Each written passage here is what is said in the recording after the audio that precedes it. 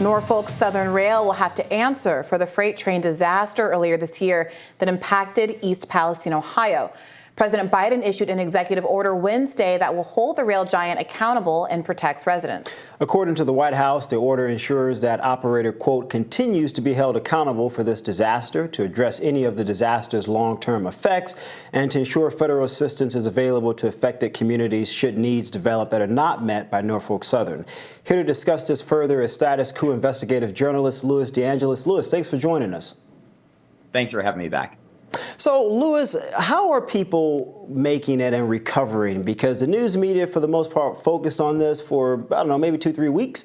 They leave. People still have to recover. There's long-term health impacts, implications that we haven't really talked about on the national media. So to talk a little bit about how the community is recovering, where they are, and what are the long-term projections?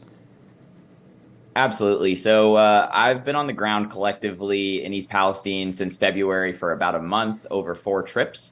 I was just there most recently in August, and unfortunately, folks are still dealing with all sorts of issues related to this, whether that be still ongoing health issues. We've talked about some of the symptoms here on this show before when I've been on, ranging from breathing issues to, if you're in some of these areas that are closer to the derailment site or near the creeks that are still contaminated, dizziness, rashes, all sorts of things.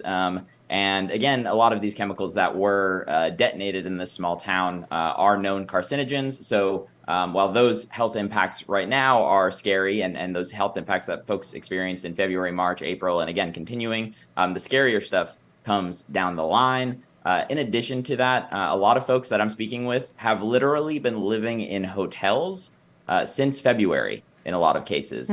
Some folks, and those are folks who've been able to get the relocation. Some folks have wanted to be relocated and haven't been able to. But at this point, a lot of those decisions are still being made by Norfolk Southern themselves. That is where folks need to go if they want to get any assistance at all. So still, things in East Palestine may sound rosy if you listen to some select reports on this, but having spent a lot of time speaking with literally hundreds of people who live in this town on the ground, things are still not quite right in East Palestine at this point. We really appreciate your work there and doing real investigative journalism.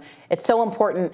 Talk to us a little more specifically about this executive order. It's described as something that's going to create accountability for Norfolk Southern. How much is that true, and how are residents responding to news of this executive order?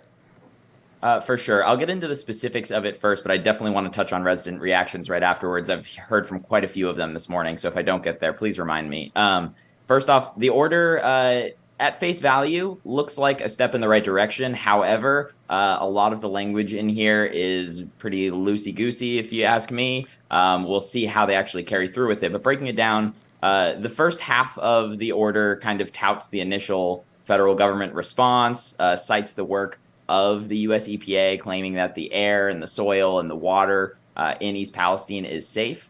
Again, when I've spoken on here before, as well as my reporting on Status Coup, which you can check that out here on YouTube if you haven't seen us before, youtube.com/Status Coup. But we've discussed it at length that the EPA testing here, especially that was done in residential homes, has been wholly inadequate.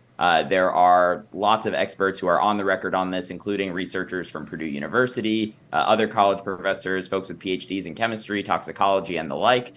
So that's a little bit of an issue starting right off with this executive order. But to move into the specifics of what it will actually do, the first big thing is that a federal disaster coordinator will be appointed within the next 5 days here.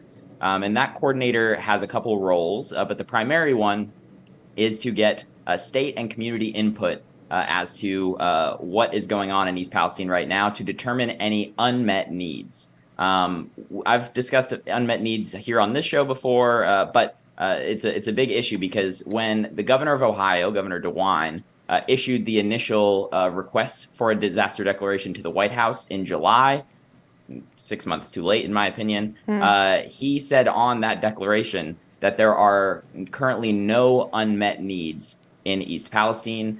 It doesn't take long to find that there is a long list of unmet needs in East Palestine. So that has been an issue here because under the Stafford Act, which is what a national disaster or a disaster declaration actually falls underneath, is the Stafford Act. It requires the state to submit the list of unmet needs that are there. So we'll see if this federal disaster coordinator starting in here essentially gets the governor of Ohio to admit that there are unmet needs in East Palestine. So that's a caveat that could help here if this coordinator does find that. And then the last piece is frequent reports from the EPA on air quality testing, soil testing, as well as water quality testing to the president, as well as reports from HHS and the CDC on health impacts to the residents. On the HHS side of this, the secretary of HHS could actually issue a public health emergency over this. It's very vague what that can necessarily do, but that is another card that could be played here.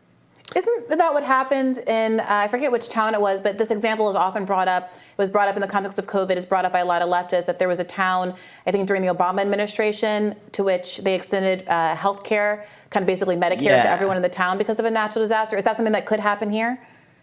Potentially, it's a little bit unclear. So that you're talking about Libby, Montana, I believe, that's right. And I think that was actually like slid into some legislation that went through Congress. So it might be a little bit different, but I'm hopeful that something could happen here. But I'm not going to get my hopes up at this point. I mean, so far, I mean, when the CDC was in East Palestine, they actually were going door to door to residents' homes, and many members of the CDC actually got sick while they were in town and left. So that tells you, and that was in March, so we were over a month after the derailment, and a number of those CDC representatives who were there going door to door, they weren't even at the derailment site itself, just in the streets of East Palestine, which the EPA, 3 days after this explosion happened there, told everyone the air quality is safe. Meanwhile, the CDC, when they go to visit, go get sick. So,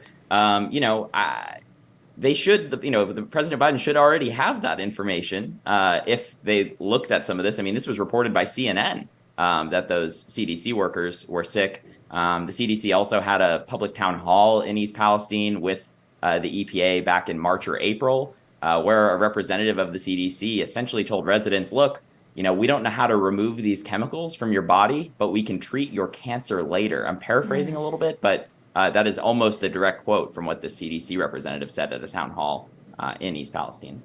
Lewis, where is President Biden in all of this, one? And then two, do you know what role HUD is playing in this? Because HUD has something called CDBG, Disaster Relief, Community Development Block Grant Disaster Relief, which they can approve to allow the city, local municipalities, et cetera, to sort of rebuild after a major disaster such as this. Do we know if any approval of funds have been approved to send to the local leaders there? Through HUD, I'm not aware of any. Really, the folks in East Palestine haven't directly seen a lot of federal government direct response, with the exception of the EPA doing testing that the residents 100% do not trust. So again, for folks who are getting any sort of help, financial assistance, they need to go to an assistance center that is run by Norfolk Southern, again, the company that caused all of their issues in the first place. And in many cases, these folks are left to go and almost beg for help in some cases. They're needing to prove, exactly what they're spending everything on. And these are folks, again, with families, pets who have been living in hotels, bouncing around between them because they're not able to get a long stay at many of them. For 7 months at this point, they've been doing this. As far as President Biden and where he's been, your guess is as good as mine. Again, we saw that report a couple weeks ago that he said he's been too busy to go to East Palestine. The residents that I spoke with last night and this morning, who are kind of giving their reactions to this, have been a little bit of a mixed bag. I mean, a little bit of cautious optimism. I mean, folks have been asking for a disaster declaration here in East Palestine, again, for months and months and months. This isn't the disaster declaration yet, but this is the first step you would take to getting there. But for a lot of other folks, they're saying, look, this is way too little too late. The damage is already done. I spoke with resident Lonnie Miller briefly this morning. I'm going to paraphrase a little bit what she told me, but she said that the widespread damage is already done, including the physical side of this, the mental side of this, the financial side of this, and so much more. The powers that be in D.C. have failed East Palestine, is what she told me this morning. I know that that is the sentiment of a lot of folks, but they are holding out a little bit of hope that maybe, finally, the federal government does the right thing here at this point. Again, it might be too little too late, but I hope not. Lewis, thank you so much for doing this important work and joining us to give us an update.